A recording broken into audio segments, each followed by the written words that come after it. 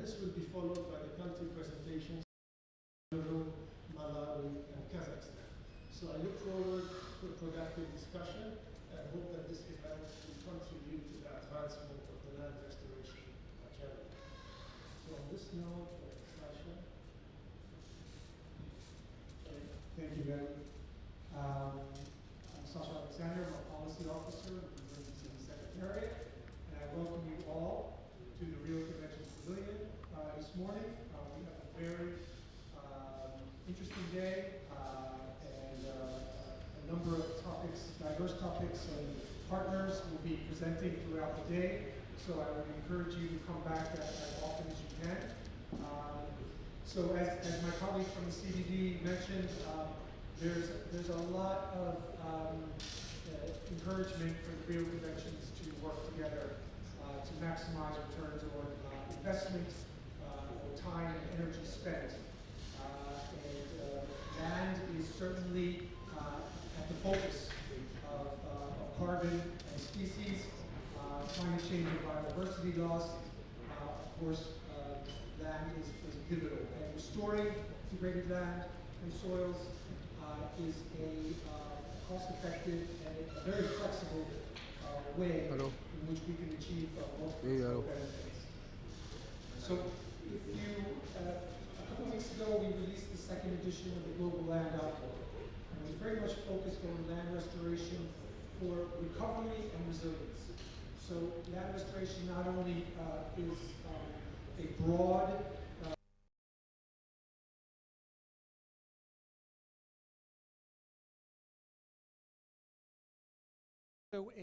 a short-term and a long-term proposition. We can generate green jobs. We can ensure regional and local food systems quickly. But we can also, in the long term, if we plan and we design projects at all scales, we can cope with what we know is going to be our future. We know that climate change is intensifying. Wildfires, droughts, floods, sand and dust storms, all the things that you're hearing here at COP15 are intensifying and becoming more frequent. So land restoration is a adaptation tool as well. Overall, landscape restoration, if we broaden it, is something that we want to see in terms of managing a mosaic of land uses. So if you had your economics course in high school or in college, you learned about comparative advantage. And so that's when countries trade with each other and they have the cost benefits so that they can export what they're cost effective and import what they can't produce at home. So in terms of the landscape, comparative advantage in terms of ecosystem services.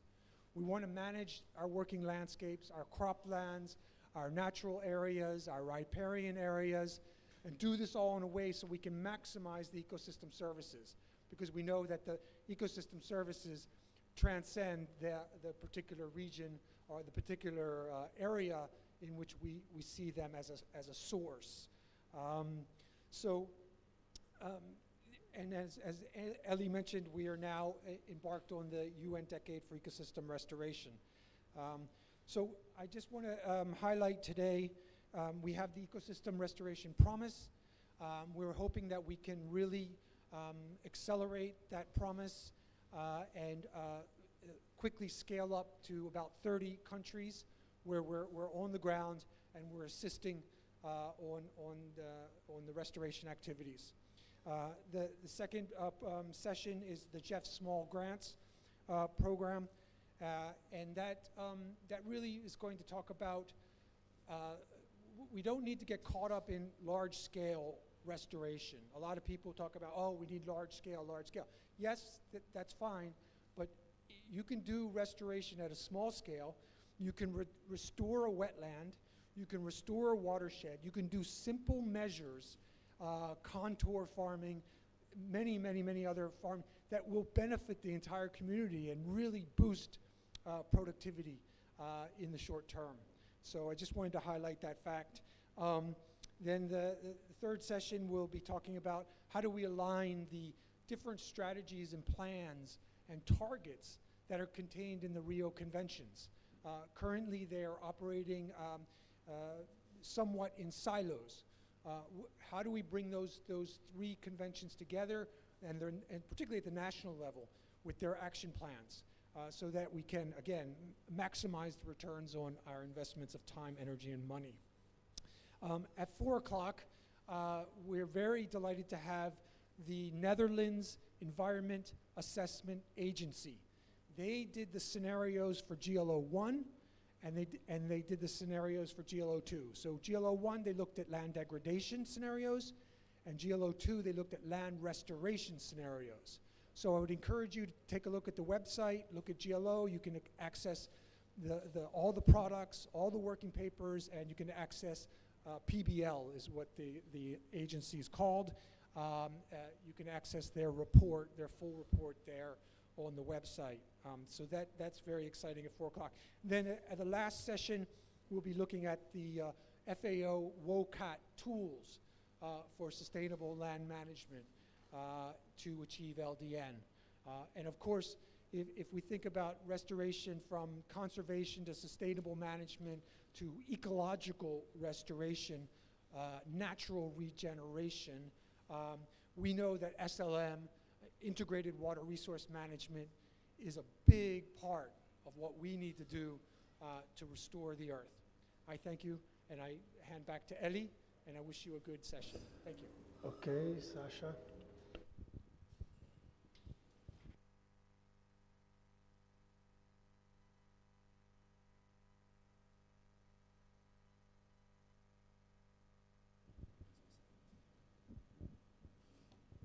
Okay, as I mentioned before, now I will start with an overview of UNDP support on sustainable land management and restoration. And I think that will include the introduction of the proposed UNDP ecosystem restoration promise.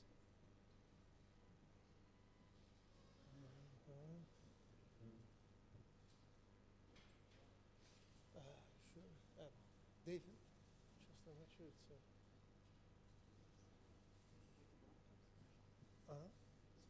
I have to point at the laptop.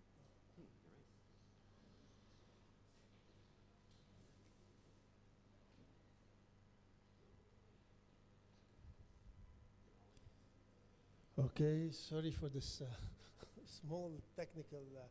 You see the global challenge of land degradation. I'll go over it very quickly. It has become one of the largest challenge of the 21st century, with over 25% of the Earth land surface showing persistent declining trends in productivity. And this is affecting around 3.2 billion people and their livelihoods and well-being, and costing about 10% of the global world product in loss of ecosystem services and biodiversity.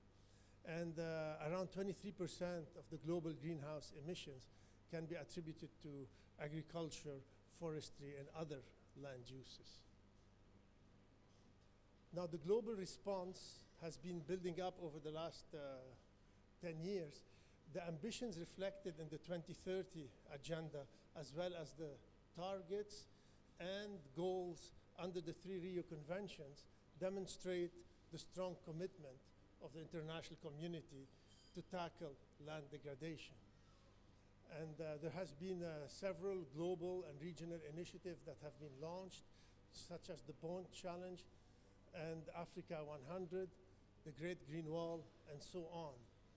And the importance of tackling land degradation is clearly reflected in the Sustainable Development Goals, as shown in SDG 15.3, which calls for achieving a land degradation neutral world. This is quite a big ambition, but and several countries, over 100 countries, have now adopted their land degradation neutrality targets, and covering close to 450 million hectares under the LDN targets. In parallel, there have been some major landmark reports that were published to inform the work on land degradation, including the IPBES assessment report on land degradation and restoration, the Global Land Outlook, and the IPCC report on climate and land. And all of this work culminated last year with the launch of the UN Decade on Ecosystem Restoration. Okay, the decade aims to help countries to translate their commitments into concrete action on the ground.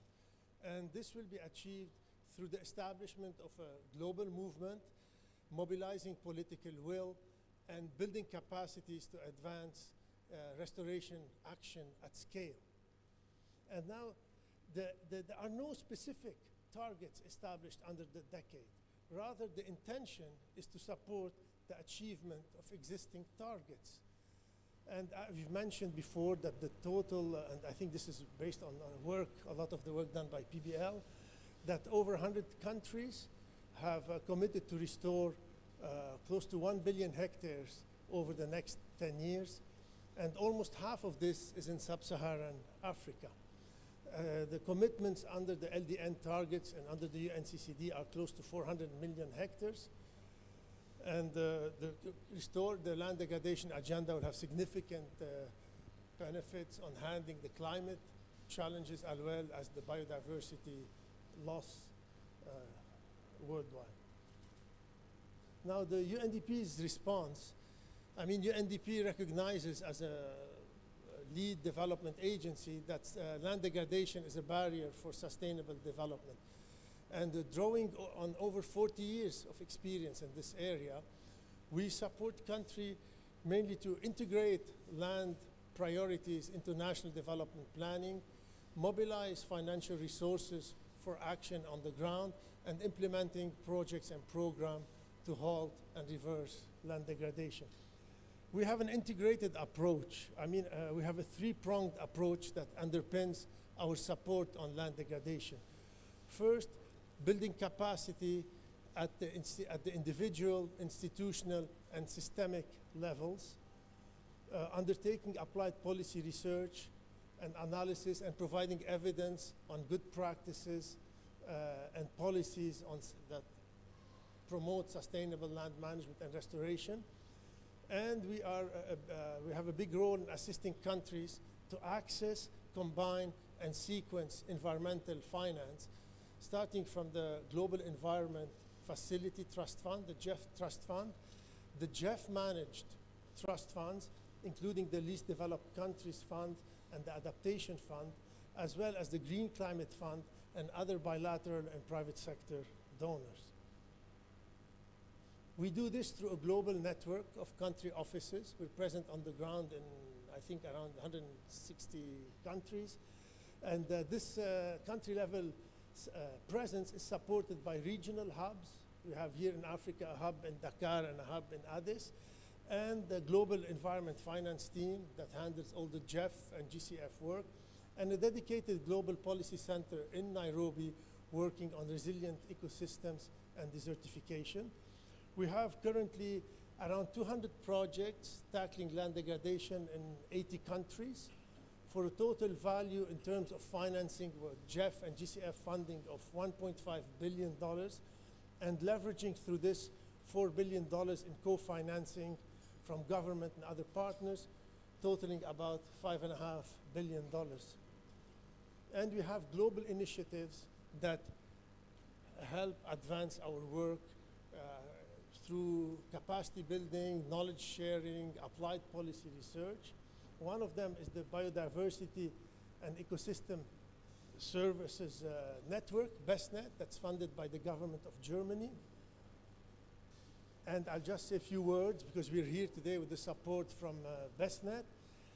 BESNet focuses on facilitating dialogue between science, policy, and practice to promote biodiversity conservation. You have to put the microphone closer. Okay. To promote biodiversity conservation and the sustainable management of ecosystem services. It supports 4 kinds of activities, what we call these trialogues, these three-way trialogue between science, policy, and practice, to facilitate the integration of scientific findings in policy making and on-the-ground practices. We support the undertaking of national ecosystem assessments. We provide catalytic funding to implement priority actions, such as what we're going to see today in Cameroon, Malawi, and Kazakhstan. And we have online communication and knowledge sharing platforms. Okay, currently, and what we're going to see today, we're going to see the work we're doing in Malawi on the Malawi Green Core Initiative, the support, an overview of the support on LDN implementation in Cameroon, and some work we're starting now on tackling land degradation in the Aral Sea regions of Kazakhstan. Now, to consolidate and strengthen our commitment to support work on land restoration and to accompany the implementation of the UN Decade, UNDP is announcing an ecosystem restoration promise. We're currently developing this promise, and we're hoping that today we'll get some feedback and the intention of collaboration on the development and implementation of this promise. You know, the analysis of global restoration commitment indicate that there is room for improving the alignment between the targets and the commitments that are made under different frameworks and conventions. And these improvements, it's a necessity, I mean, because we see sometimes you review some NDC report, and sometimes you don't even see referral to the LDN targets in these reports. And often many of these targets are not geographically specific, and they're not time-bound, so there's a need to improve these targets. And then by doing so, we will improve the planning and implementation of restoration initiatives. Our intention at this stage is to initially support 30 countries with key capacity needs that prevent the successful translation of pledges into actions on the ground. Now, some of the proposed interventions, and this is just early stages, and we're willing to listen to your suggestions and the propositions, basically to review and refine the restoration commitments to ensure that they are specific, quantitative, measurables, and time-bound. We also to enhance the synergies between the targets that were adopted under the 3 conventions, and this will be doing so through coordinated planning and implementation of restoration actions.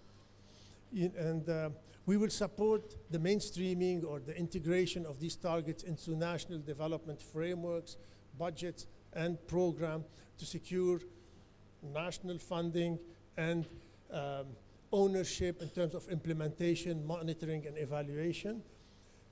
We will help countries develop national restoration action implementation plans. And of course, what we do most is support resource mobilization and the implementation of key financial solutions. So today, UNDP is seeking feedback, partnerships, and collaboration for the development and implementation of the ecosystem restoration promise. And on this note, I will remind the key objective of this event is to present country-led initiatives, increase the understanding of the multiple benefits of land restoration, seek feedback on our proposed ecosystem initiative, and facilitate networking among participants. So thank you. And I will now give the floor to my colleague from Cameroon, Dr. Bitondo Dieudonné. He will make his presentation in French, and we have interpretation service.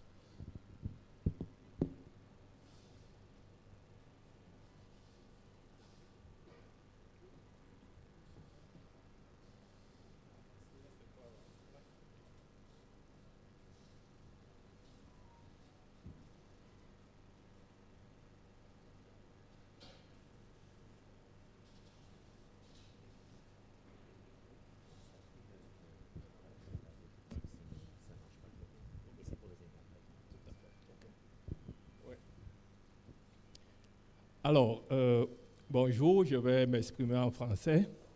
J'espère que les interprètes m'attendent. Je suis Bitondo Dieudonné, je suis du Cameroun. Je fais cette présentation comme étant le consultant recruté par le PNUD pour faire un peu l'évaluation des progrès au Cameroun en ce qui concerne l'initiative de la neutralité en matière de dégradation des terres, qui, comme vous le savez, c'est l'objectif, la cible 15.3 des ODD. Alors, le Cameroun, c'est un pays d'Afrique centrale et à l'observation, malgré sa diversité qui va des zones beaucoup plus sèches au nord vers les zones beaucoup plus humides au sud, on s'est rendu compte que le phénomène de dégradation des terres était pratiquement généralisé. D'accord? Aussi des conséquences sur la vie économique, l'environnement et surtout le bien-être des populations, spécialement les plus vulnérables qui vivent aux dépens de la nature, se faisaient de plus en plus sentir. Ceci a amené le pays à adhérer à la Convention des Nations Unies sur la désertification et également d'adhérer, n'est-ce pas, au processus de neutralité en matière de dégradation des terres qui vise à l'horizon 2030 d'avoir un monde avec zéro neutralité des terres, zéro dégradation des terres plutôt. Alors, en fait, l'objectif de cet exercice, c'était de voir, puisque c'est en 2017 que le Cameroun avait adhéré à cette initiative, il était question de voir 5 ans après où est-ce que nous en étions à peu près. Alors, pour ceux qui connaissent l'initiative ou qui ne sont pas très familiers, il y a 3 critères qui sont utilisés pour évaluer le degré de neutralité de terre dans cette initiative. Il y a la productivité des terres, il y a l'occupation des terres et il y a également le stock de carbone à 30 cm du sol. Alors, par rapport à cette évaluation, l'état de référence montrait qu'au Cameroun, il y avait en matière de productivité un déclin qui concernait plus de 8000 km² et qu'il y avait un recul, n'est-ce pas, de l'occupation des forêts d'environ plus de 600 km² et que également il y avait eu environ 0,2% de recul en termes de carbone à 30 cm du sol. Donc ça, c'était en fait l'état de référence au moment où on commençait. Et des raisons de cette situation sont à retrouver à la fois dans les causes naturelles et également et surtout, comme vous le savez, dans les causes anthropiques. Alors, au vu de cette situation, le Cameroun s'est volontairement fixé un certain nombre de cibles. Vous allez remarquer que les cibles, en fait, sont des objectifs beaucoup plus procéduraux, mais qui ont pour ambition, n'est-ce pas, d'agir sur les indicateurs de dégradation des terres. Alors, il y en avait en fait 2 types. Il y avait un type de cible transversale, donc au niveau national et au niveau des communes. Donc, au niveau du national, il était dit qu'à l'horizon 2030, en fait, on devrait pouvoir atteindre la neutralité en matière de dégradation des terres et avoir un positif, d'ailleurs, net gain de 10%. Bon, ça, c'était l'ambition qui était en 2017. Alors, par rapport au niveau local, la cible était que 90% des communes situées dans les zones critiques en matière de dégradation de terre atteignent, n'est-ce pas, la neutralité. Donc, il y avait des actions qui étaient envisagées par rapport à ça. Donc, à côté de ces deux objectifs transversaux, il y avait des objectifs beaucoup plus spécifiques qui étaient au nombre de 6. Vous pouvez les voir là. Il y avait par exemple la compensation de la dégradation des terres causée par les projets. Il y avait le fait, n'est-ce pas, de limiter la dégradation des forêts et des terres dues à l'exploitation forestière. Il y avait le fait de limiter la dépendance au bois de chauffe, n'est-ce pas, des populations, surtout celles vivant dans les zones les plus touchées, notamment les zones du nord du Cameroun. Il y avait l'objectif de limiter de moitié la dégradation des mangroves. Il y avait l'objectif de restaurer les 12 millions d'hectares parce que le chiffre officiel à l'époque était qu'il y avait plus de 12 millions d'hectares qui étaient dégradés au Cameroun. Donc, un des objectifs spécifiques était à terme d'arriver effectivement à la restauration de cela. Et nous avons vu que les forêts étaient en baisse. Il était question également de faire un effort pour limiter la conversion des forêts à d'autres usages. Donc voilà un peu les 8 objectifs, si vous voulez, des cibles que le pays s'était fixées. Alors, pour atteindre ces objectifs, il y a un certain nombre de mesures qui étaient préconisées. Évidemment, compte tenu de la nature du phénomène, c'était des mesures qui pouvaient être spécifiques, mais l'accent était surtout mis sur le fait que c'est toutes les parties qui devaient contribuer, parce que c'est tous les secteurs, d'une façon ou d'une autre, qui sont concernés, et tous les autres acteurs également, la société civile et autres. Et il y avait aussi, pour canaliser ces initiatives, un mécanisme de coordination qui était prévu, n'est-ce pas, pour justement pouvoir noter quels sont les progrès qui sont faits à la matière.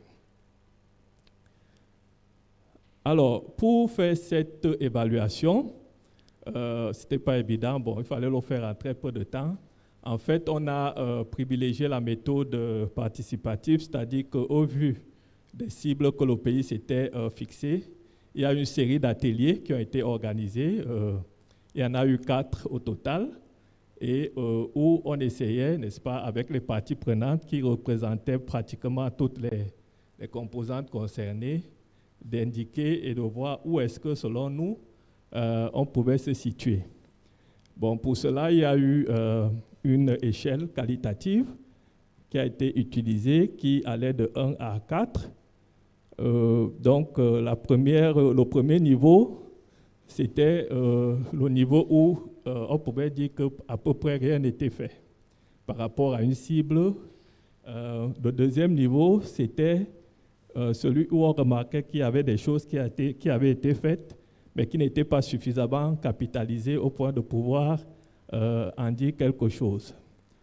La 3, c'était où les actions avaient été menées et formalisées, mais qu'on n'avait pas capitalisé suffisamment.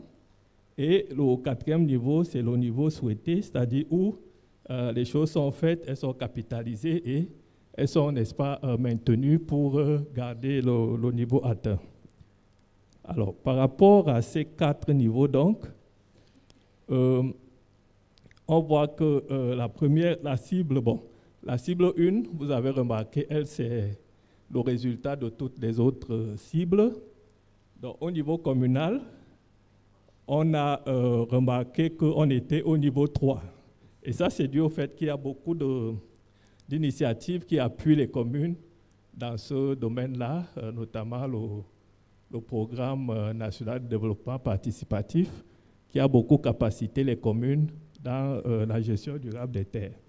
Donc, ça permet d'avoir ce niveau un peu intéressant. Pour les autres niveaux, nous dirons qu'à résumé, ils sont tous pratiquement au niveau 2, c'est-à-dire que ce soit en termes de restauration, de conversion, de lutte contre certaines dégradations spécifiques. On note qu'il y a pas mal de choses qui se font. On avait à l'occasion un tableau Excel qui récapitulait les initiatives, il y en avait beaucoup, mais bon, il manquait un niveau de capitalisation pour justement dire comment est-ce que cela se traduit en termes de progrès par rapport à la NDT. Donc, c'est à peu près ça qui est indiqué là. Vous voyez, au centre que nous sommes au niveau 2 pour pratiquement toutes les autres cibles que nous nous étions fixées. Alors, au total, par rapport à la première cible, qui est donc qui donnait un peu le résultat de tout ça, on se rend compte qu'on est à un niveau 2 globalement, parce que à ce jour, malgré tout ce qui est cité au ministère de l'eau, par exemple, pour tout ce qui est énergie renouvelable, par exemple au niveau du ministère en charge des forêts, tout ce qui est fait pour lutter contre du moins l'exploitation non organisée des forêts, il n'était pas évident de capitaliser tout ça pour dire où est-ce que nous en sommes en matière de dégradation des terres. Bien, donc voilà ce qui explique ce résultat-là.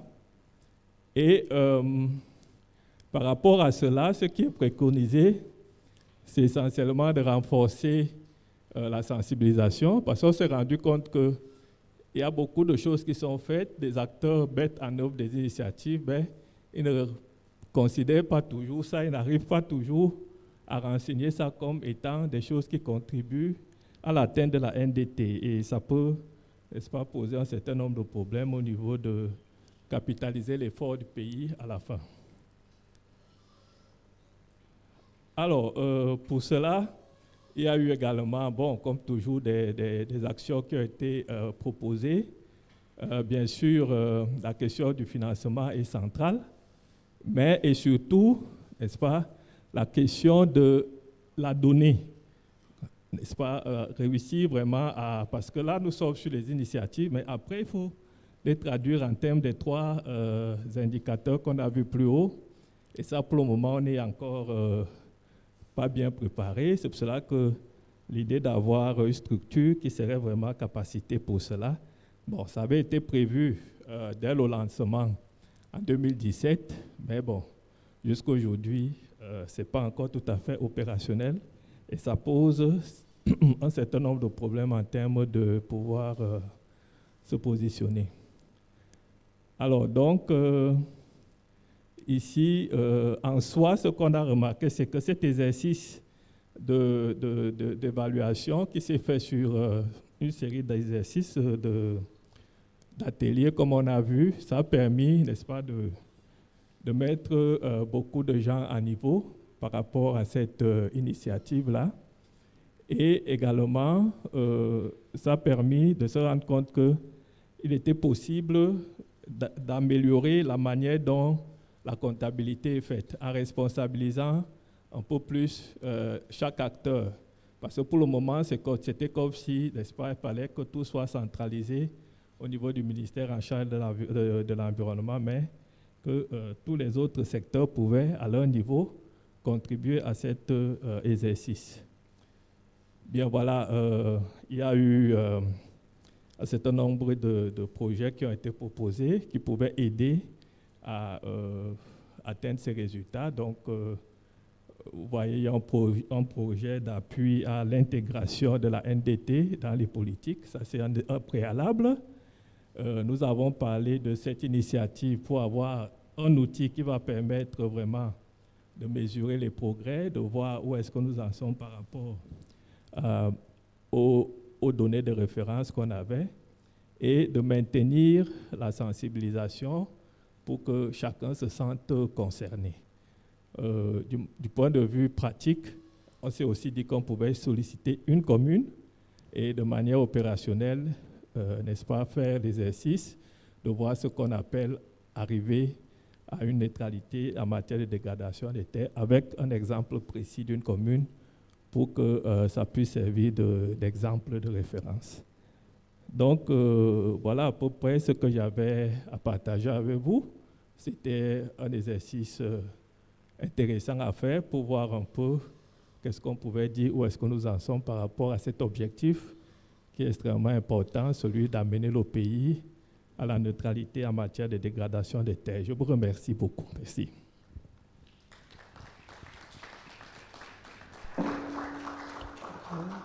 Alors, merci, Dr. Dieudonné. And now I would like to introduce Guadalupe Kabia from Malawi, who will present a concrete experience on the ground with the Malawi Youth Corps.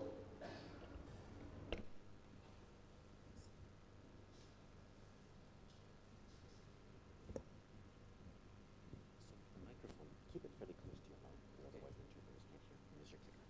Okay,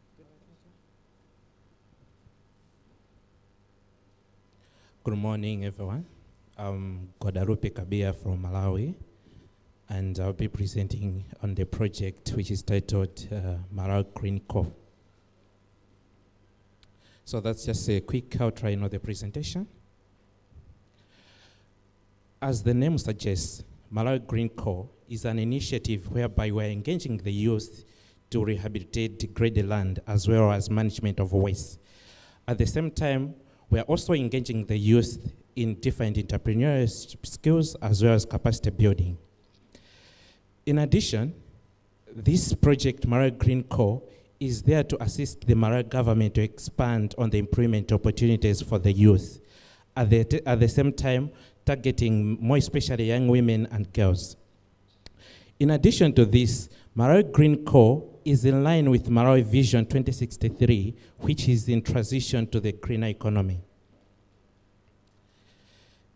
In short, Malawi Green Corps is also well aligned with the UN Decade on Ecosystem Restoration, and the project also well aligns to socioeconomic recovery due to COVID-19. So, in brief, we are engaging the youth to rehabilitate degraded land, as well as building different skills, especially on green jobs. The key focus areas of the project, we have 3 components. The first component is on environmental management, and under environmental management, we are particularly interested in ecosystem and landscape restoration. And the second component of the project is on waste management. And on this part, we are also ensuring that the waste is not only managed through sorting or grading, but on the dumping sites, the land where the sites are being, the dumping sites are also being restored. Further, the last component of the project is on promoting green jobs, more especially using the nature-based enterprises and solutions. And as highlighted in my first slide, the key objective of the project is to restore environment as well as assist the youth with different skills, especially on business and entrepreneurship, more especially in the wake of COVID-19. And the overall goal, we have protecting lives, livelihood, as well as protecting the future. On the picture, it's one of the core where we, in short, we can call the youth, rehabilitating the land. So UNDP, we engage the service provider to provide human resources as well as the financial management. And the project is being implemented to the tune of 2.3 million, whereby biodiversity and ecosystem network services, which Eric mentioned about, contributed $50,000. At the management level in the country, we have a national task force, which is being chaired by the Minister of Natural Resources and Environment. This national task force meets monthly once, as well as conducting monitoring visits to the sites where the restorations are taking place. And it has membership of government, the service provider, as well as UNDP. Malawi has 3 regions and it has 28 districts, but this project is being implemented particularly in 10 districts.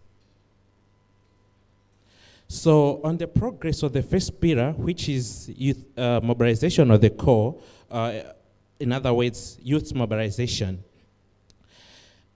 it's a 2-year project. And by the end of 2 years, we are targeting to reach up to 2,000 youth. So far, we have reached up to 691. And the first aspect of the project is stakeholders engagement, whereby we go at the district level, engage the district staff, and introduce the project, whereby they have to be they have to understand what the project is all about, and then from there we go at a community level, whereby the same message has to go and trickle down to the community to understand what's the core objective of the project. And the last aspect on the mobilization is the identification of the youth, who are particularly in youth clubs. So at this level, the youth are identified through the identity cards as well as the age, as well as the location. And when this first step has been completed, we go into skills building, whereby we have manuals developed and the youth are being trained on site and landscape restoration, business management trainings, as well as the overall policies which align with the environment as well as business aspect. And the other third aspect is on the payroll component. These youth are being paid an honorarium, we can call it a monthly stipend. And to make the payment, there's a need to make a follow-up that each youth has received the payment, as well as addressing other anomalies which are associated with the payment system. So they receive their monthly payment through online banking, mobile money. And the last part, when the period of engagement has phased out, these youth graduate. It means another cohort of youth has to be on board. But despite graduating, these youth are linked with government structures for ongoing mentorship, as well as forward linkages with other opportunities which are related with government programs. And also just one of the pictures showing the youth receiving the equipment using foreign restoration initiatives. So we also have an online dashboard whereby up-to-date data is entered as to say how many youth have been recruited, the number of cohorts, as well as the different interventions. So that's just one of the screenshots from the online dashboard. So on this dashboard, you can notice that we are now on the second cohort of youth, and we have so far been in 4 districts, and the number of youth, the figures which I mentioned earlier, it's on the dashboard. On the second pillar, which is the landscape restoration itself, we are targeting 5,000 hectares across Malawi in those 10 districts which I mentioned. So far, we have covered up to close to 660 hectares. But this 660 hectares is not only through trees planted. You can notice that we have planted 237,804 trees. We haven't yet done the survival rate. These are the trees which have been planted. But the hectareage of 659.9 is also inclusive of natural regeneration and other interventions on the targeted land. So the first aspect is on the hotspot mapping. We have the hotspots targeted for all the districts where we are implementing the project. And 56 sites of the hotspots where there's highest degradation are being earmarked for the project. And the various interventions at a particular hotspot, they vary from hotspot to hotspot. For example, at hotspot A, you do tree planting, and on another hotspot whereby maybe tree planting is not needed, we do other natural regeneration interventions as well as catchment management interventions. And the last aspect is on the environmental management, whereby waste is being managed through sorting, grading, as well as we are looking at the opportunities of value addition to the waste, whereby the youth can also be selling other byproducts from the waste. And that's also just one of the screenshots from the online dashboard showing the number of trees planted. And the number of trees planted has covered about 154 hectares, and the other hectareage is from natural, overall natural resources management interventions. Taking you to the challenges which we have faced so far, The first one is on the poor and low access of technology of the youth. So one of the initiatives that we developed as a program was to engage the youth through online mentorship as well as trainings. But since some of the youth are living in the rural areas with poor access, we are not able to achieve the online mentorship. The second one is on the poor infrastructure, especially to support waste management. The aspect of waste management, we're not trying to look at the way as sorting and grading only, but we're also trying to look at the aspect of generating income from the waste. So the infrastructure is not there to support the youth on aspect of waste management. And the other aspect is on the inadequate support to other community structures. Since at a community level, we are only targeting the youth, but there are other equally vulnerable communities who are also interested to participate in the program, and the program is not targeting them. And the other aspect is the inadequate funding to scale up the interventions. As I've said, the project is in 10 districts, and Malawi has 28 districts, whereby we have more opportunities to scale up the interventions to the other remaining areas. That's also land clearing, one of the pictures of the youth participating in land scraping. And as I said in the previous slide on the opportunities to scale up, we have the youth willing to participate in landscape restoration, waste management, as well as overall involvement in the green business. So that's one of the opportunities that we have in the country. The second opportunity is on the enabling policies which Malawi has. We have quite good environment for the project to thrive. And also growing partnerships, which we think when we have more partners collaborating and involvement in the initiative, we'll be able to scale up, as well as the aspect of the districts which we are covering. We quite have number of hotspots which are not being targeted. And as I said earlier, that we have a national task force. That's also one of the joint monitoring visits that we engage on. So far on the lessons learned throughout the implementation of the project is to conduct adequate consultations, both at a district level, community level, as well as with the youth themselves, so that they must understand what the project is about, the stipend payment, as well as everything that is involved in the project. As well as we have also thought it that inclusion of other community structures is also critical towards the success of the initiative. Above all, the administration of the youth, whereby management of the cohorts, graduation programs, the training skills is quite more critical apart from the landscape restoration interventions which the youth do, because when the youth are being well managed, they get motivated to work more as well as to participate in the initiative. In conclusion, the initiative is looking at giving green jobs to the youth. At the time they're doing different entrepreneurship, they're doing different businesses, they're able to migrate from over-reliance on the natural resources, which is trees, and whereby they're engaging themselves in other income-generating activities, whilst promoting landscape restoration, whereby this initiative would really, it's well aligned to the restoration package as area indicated. Thank you so much for listening. Okay. Thank you, Guadalupe, for this interesting initiative in Malawi. I will now move to Kazakhstan. Unfortunately, our Kazakhstan partner couldn't travel, so he prepared a recorded presentation of 7 minutes, which we will project now.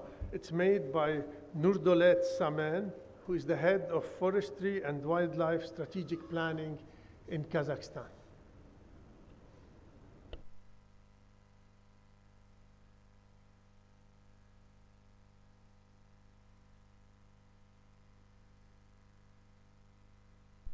And the presentation focuses on tackling land degradation in the Aral Sea regions of Kazakhstan.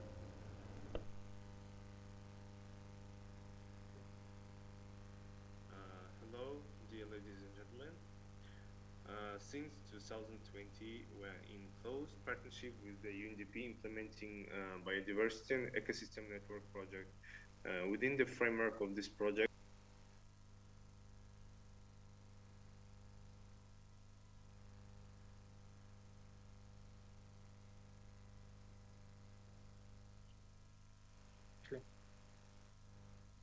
hello, dear ladies and gentlemen.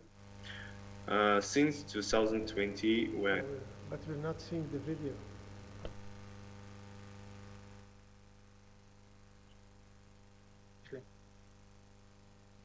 hello, dear ladies and gentlemen. Since 2020, we're in close partnership with the UNDP implementing biodiversity and ecosystem network project. Within the framework of this project, we are conducting research to find out how climate change may impact land degradation in RLC regions.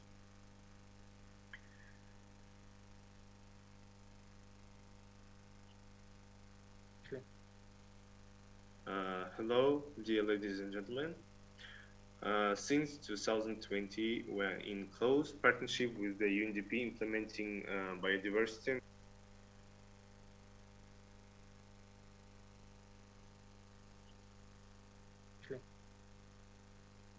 Hello, dear ladies and gentlemen. Since 2020, we're in close partnership with the UNDP implementing biodiversity and ecosystem network project. Within the framework of this project, we are conducting research to find out how climate change may impact land degradation in RLC regions. The RLC area is located within administration remits of Kızıldağ region of the Republic of Kazakhstan. Kazakhstan borders Turkmenistan, Uzbekistan, Kyrgyzstan, Russia, and China. The RLC covers 68,000 square kilometers. Once it has been affected by incorrect irrigation policy, RLC has been depleted in 2007. Climate change has negatively impacted the RLC problem, amplifying the land degradation and local conflicts over the water resources. Like many other countries in the developing world, land degradation is a substantial problem in RLC regions. There have been two significant observations in the overall warming pattern in RLC regions. Winter temperatures are rising twice as fast as the annual average temperatures. Minimum or overnight low temperatures have been rising faster than maximum of daytime high temperatures. Climate of Kazakhstan is becoming much warmer, with temperatures already increasing in almost all locations and in all seasons. The most rapid warming is occurring in the winter. Lowest temperature growth occurs in summer. For most parts of the RLC regions, there were significant increases in the duration of heat waves.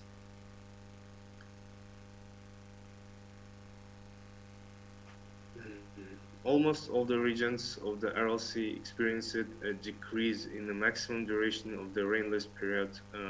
The maximum duration of the rainfall period was unchanged from 1836 to 2021. Total annual rainfall increased in the RLC regions. This was primarily driven by winter rainfall. Changes in summer rainfall were insignificant. This table shows maximum and minimum precipitations amounts in RLC regions between 2015 and 2021. Amounts are in millimeters. Most significant differences in maximum and minimum precipitation in May and June. We see from this table that almost every other year the RLC region experiences extreme drought.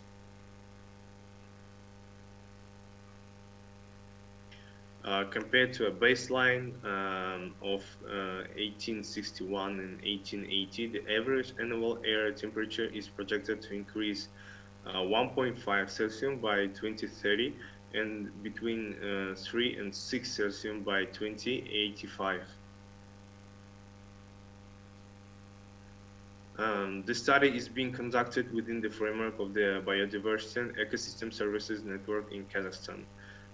The project seeks to formalize the scientists, policymakers, practitioners, partnership and strengthen synergy and complementarity in bees-related decisions, actions for sustainable BS conservation, and subsequent impacts in Kazakhstan.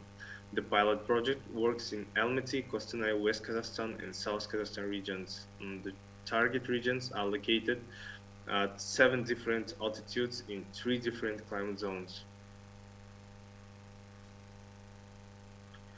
National project structure, BestNet platform, project board, community of science, policy and practice, extension, and farmers.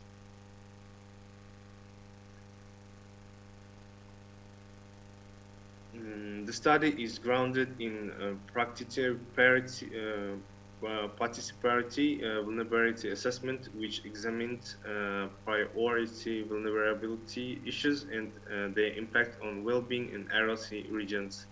Assessments were conducted separately for men and women to identify gender differences in vulnerability and priorities, key climate-induced land degradation vulnerability issues identified in the communities.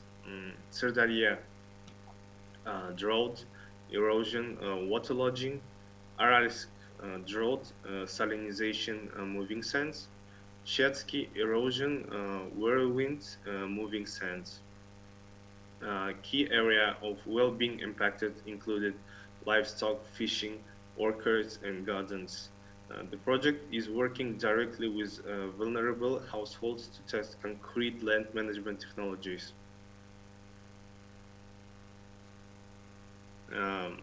We see the agriculture as part of the solution. Our actions are direct to increasing carbon sequestration through land management, agroforestry rotations with cover crops, green manure, conservation tillage to reduce CO2 emissions by 50%, organic farming and beekeeping, enhances carbon storage in soil.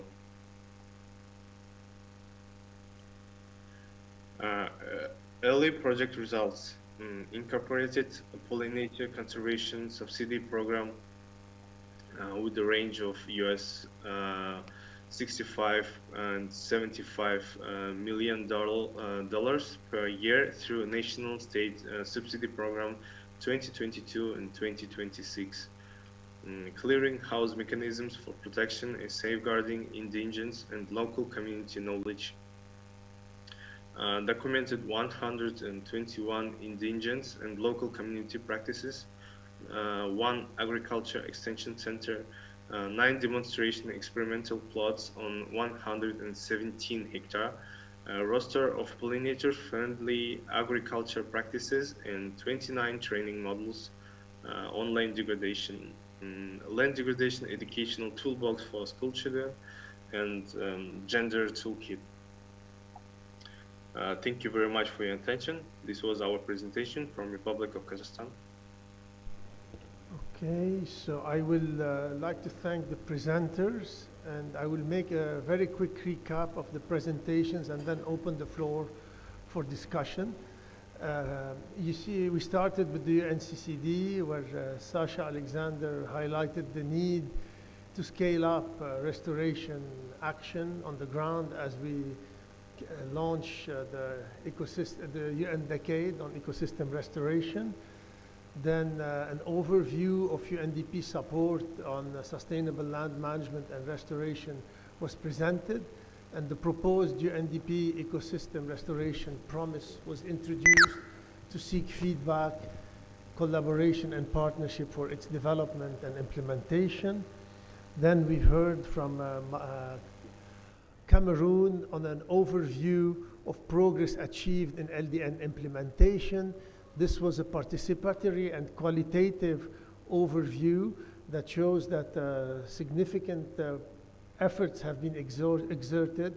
However, much more needs to be done.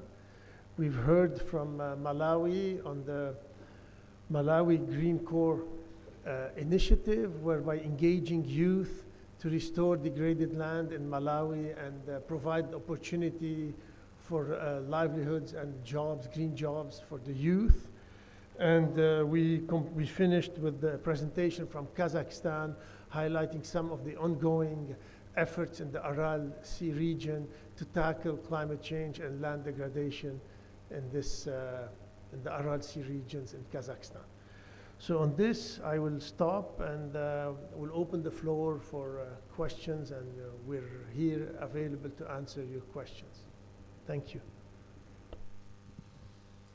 Yes, thank you very much. My name is Bongile Mavimbela from the... Somebody will circulate, because the lady there wants to take the floor, so maybe she needs the microphone. I have the floor already, sir. Yes, good morning, colleagues. My name is Bongile Mavimbela from the SADC Secretariat, and I want to commend all the speakers for the wonderful presentations and the good examples that we are seeing from the 3 countries that made presentations. I would like to focus on Malawi as one of our countries in the SADC region, and say that as we are rolling out the Great Green Wall initiative in the region, it would be interesting to see how the amazing work that they are already doing on restoration and empowerment of youth and job creation would feed into the Great Green Wall initiatives in Malawi. Is there any prospects of upscaling what you are doing and recording that as part of your contribution towards the achievement and targets of the Great Green Wall in the SADC region? Thank you. Okay, we'll take a couple of more questions. The lady there. Ok, merci. Je vais intervenir en français. Je voudrais en tout cas poser une question par rapport à la présentation de la Malawi. C'est par rapport aux sites reboisés. Quelle est la situation foncière? Est-ce que c'est des sites qui aident la propriété de l'État ou bien des communautés? Donc je voulais qu'on en dise plus un mot là-dessus, voilà, pour qu'on puisse cerner. Et la question du suivi et évaluation de ces sites, est-ce qu'il y a périodiquement une évaluation qui est réalisée pour un peu donner la tendance? Il ne suffit pas de mettre des plans en terre, mais il faut aussi voir comment ça évolue. Donc si on pouvait avoir une idée là-dessus, ça peut aussi nous renseigner. Merci.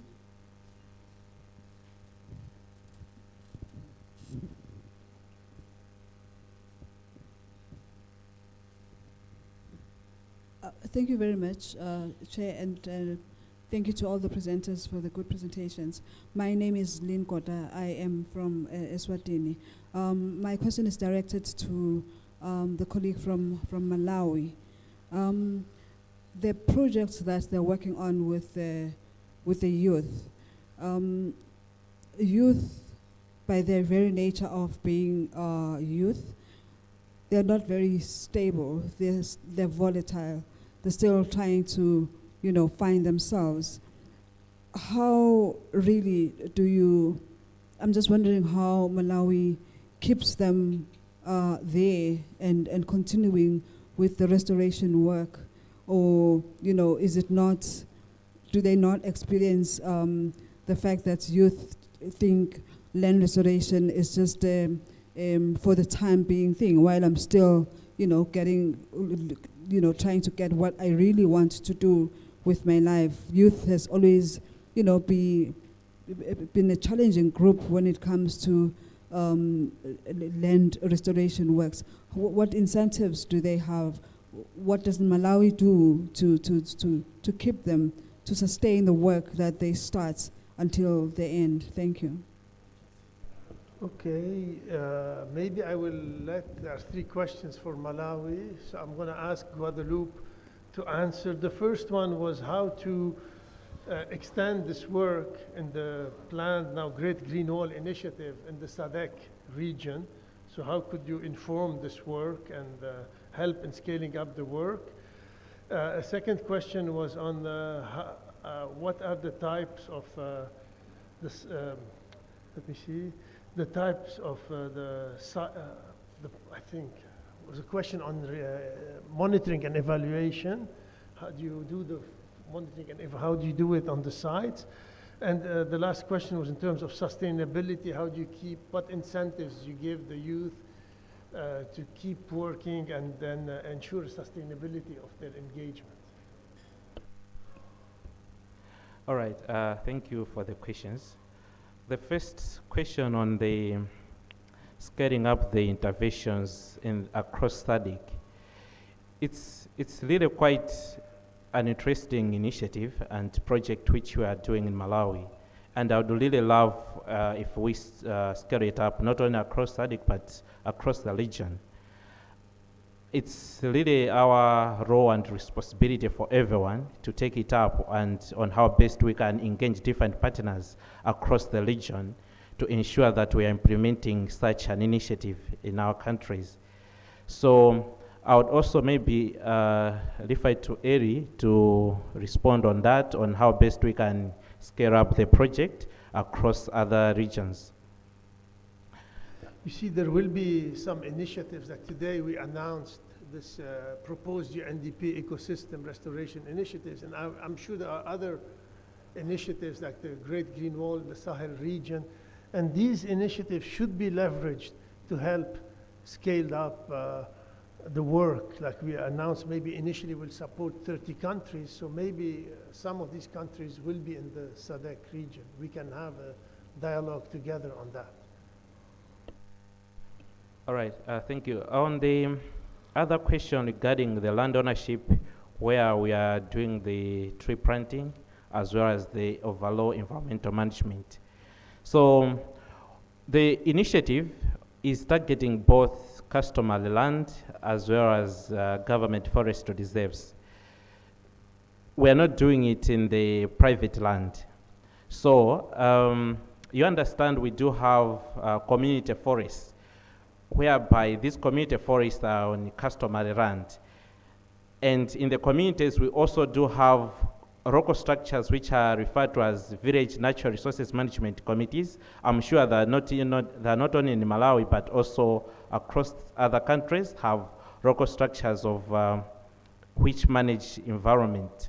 So with the tree planting or environmental management that we are doing in the community forests, the youth are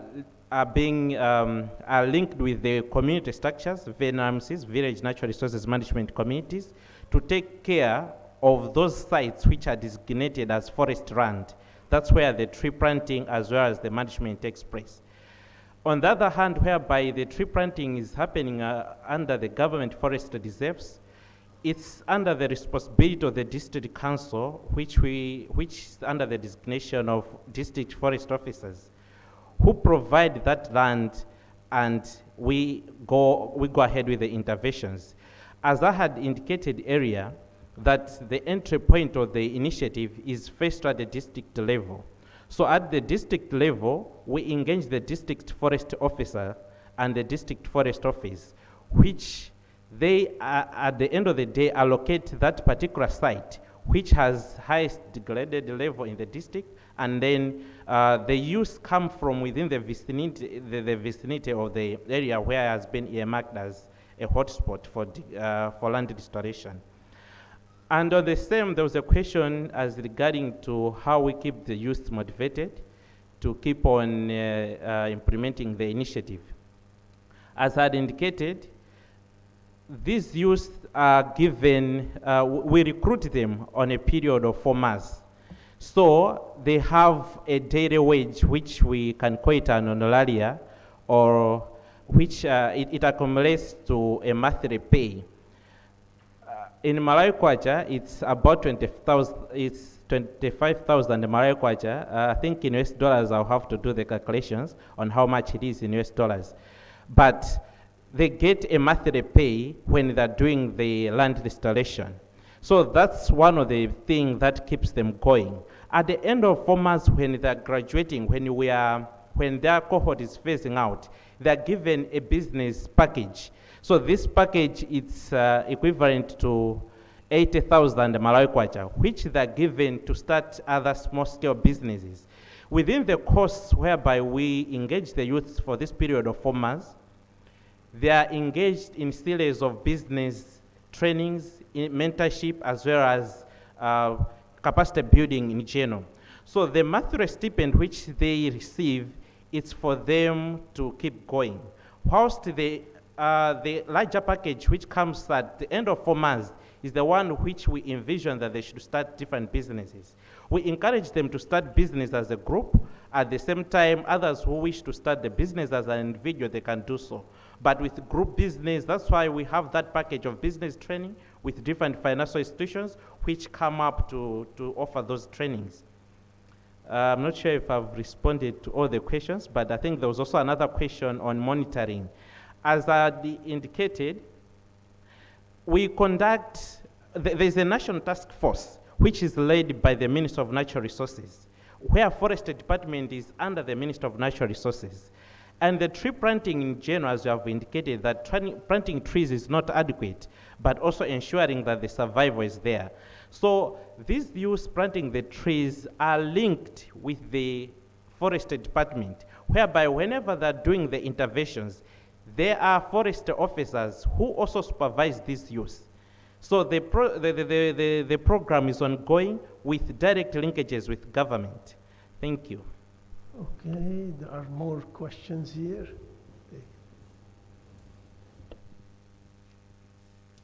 Okay, I'm Miles Zulu from Zambia, coming from Save Environment and People Agency, a member of SADC Great Green War Initiative.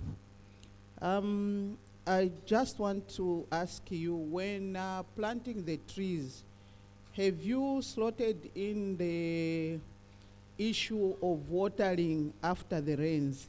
Because according to our experience, trees, when you plant them, like in my country, Zambia, we have a policy of planting the trees between 15 December to 15 January. So that time is a rain season. But immediately when the rains finish, when you go in a dry season, if you don't continue trying to, get the trees, you find that most of the trees die. So have you slotted in your budget that the trees can be watered during that? Then second is on green job.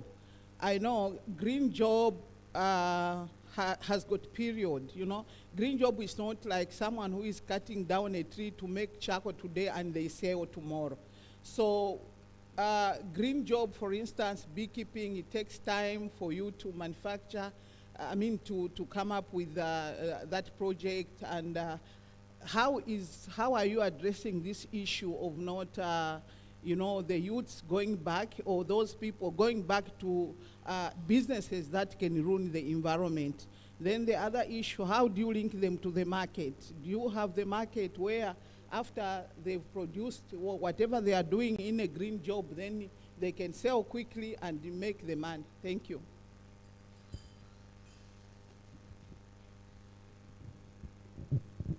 Okay. Yeah, there's another question here. Thank you for the opportunity. My name is Christine. I come from Kenya. I work with the National Environment Tribunal. I'm happy to be here, and I thank you, the presenters and the organizers of this occasion. My question is on the issue of mentorship. You said that you are targeting the youth because the youth is the target group you have, but there are other vulnerable groups that you have not extended or scaled up the project. So once these youth graduate, how do you have a follow-up program to find out whether they are now carrying out the same activities in their private family farms, so that there is continuity, sustainability, and the issue of land restoration becomes, the order of the day. Then the second question is on the issue of gender. You said you are also looking at the gender inclusion segment, but I did not really get how you are involving, the entire household, the men, the women, the young men and young women to be part and parcel of the program, because you are saying they are graduating every 4 months. So how many have graduated and how many are involved in the gender equality program to ensure that not only the particular youth is benefiting, but also the entire household is covered for economic stability of the family? The last question is on the intercropping. You have said that these trees are being planted at the, sorry? Yeah, no, because I was told we're running out of time, so if you can wrap up. Yes. And then, Thank you. Yeah. The third question is on intercropping. We know that different tree species that give different benefits. So what kind of trees are you planting in these public and government lands that can be of benefit to the community and the youth in the long run? Thank you. Thank you. We'll take a last one here, and then Guadalupe, you have 2 minutes to wrap up. Okay, thank you very much. Adela Bolanka is my name, from Nigeria. Well, my question is born out of curiosity. You mentioned the fact that there is a task force that embarks on monitoring of the initiative in terms of what you are implementing. But my concern is this. In terms of, do you have any feedback mechanism that have been put in place to ensure that the impact of the project on the youth of Malawi, you are getting response? How well are they faring in terms of, especially in the area of capacity building? Are you getting feedback mechanism that have been put in place to ensure that the resources you are deploying, you are getting value back for it? Thank you very much. Okay, Guadalupe, you have 2 minutes maximum. Thank you so much. There are a lot of questions. I think 2 minutes is not adequate, but we can have continued engagement after this. Let me start with a question from Zambia regarding watering the trees. During my presentation, I indicated that we have planted over 260,000 tree seedlings. Watering is not an option because just quite a lot. At the same time, I think the season for Malawi and Zambia is quite similar, and we started planting the trees around mid-December. However, we had prolonged rains in Malawi, whereby we finished planting the trees close to the end of February. When we were doing the initial assessment, we had 3 assessments. So doing the assessments, almost all the trees were really doing well, and we didn't see the need of watering. But as the sun season begins, we'll be able to check on the progress. However, that option of watering can only come at selected sites. Some of the sites where we're doing the tree planting, it's along the rivers. There's the Lilongwe River, which passes through a forest and passes through Lilongwe City.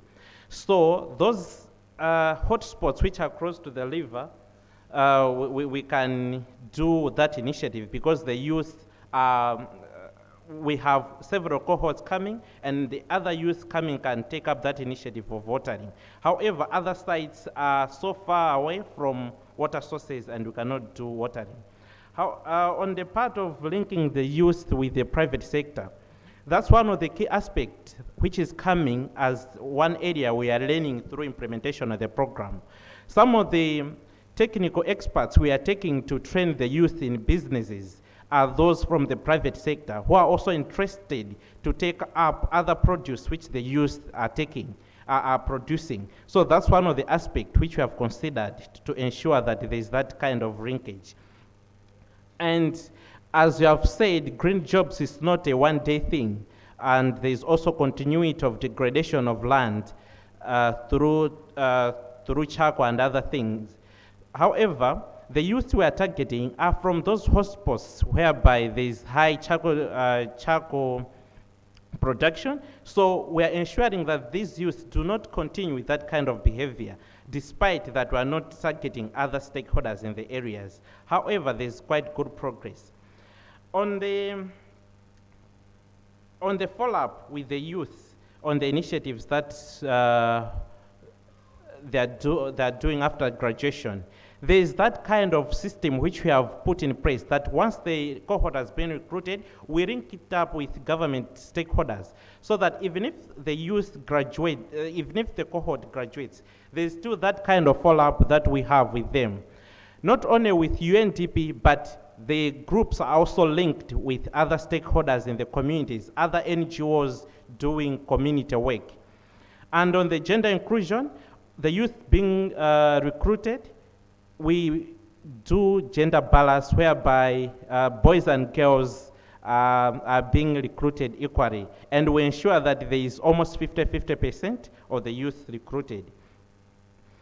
On the feedback mechanism, there's, I think, one of the screenshots which I didn't show is on the feedback mechanism. The feedback mechanism which we have is not only on the value for money, but we have a feedback mechanism of the whole program, whereby all other complaints, we have a hotline whereby the youth can call regarding any other anomalies that are happening in their local communities regarding the initiative, and also if they have any other questions regarding the program. So the hotline is the one which is being used the most, and all the feedback that we receive, they're always recorded, and we ensure that they've been resolved within a specific time frame. In addition, on the feedback, the program is really receiving quite good support from the government of Malawi, and the president launched the initiative, whereby we believe that with the support that we have, it's quite progressive. The last aspect on the type of trees that we're planting. So the trees that we're planting are geographically specific to that particular site. For example, if you are in a government plantation and the trees that suit well at that particular site is pine, that means we have to plant pine trees. And if we're going to a particular district, we are not introducing exotic trees. We are only engaging with the indigenous trees that suit well in that particular site. And also ensuring that the tree species that we are bringing are those which are multi-purpose trees. The only site whereby we have planted trees, it's land which was enclosed, and the communities were doing agriculture, different interventions along that piece of land, and were able to plant also agronomic tree species. However, the tree species are varying from site to site, as well as also considering the tree species that are those of multi-purpose tree seedlings. Thank you so much.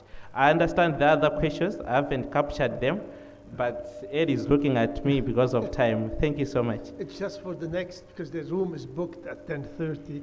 Thank you very much for your attendance, for your participation and contribution, and we're available to answer more questions after the session. Thank you very much.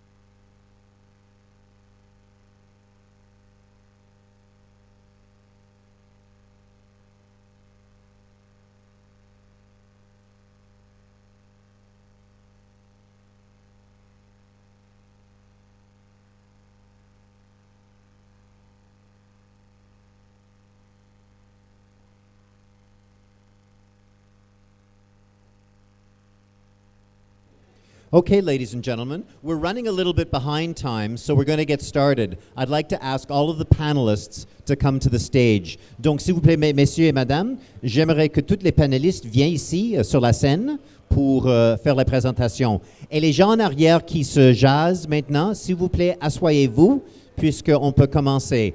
Those of you who are talking in the back, please come and sit down so we can get the event started, please. Thank you. Merci beaucoup.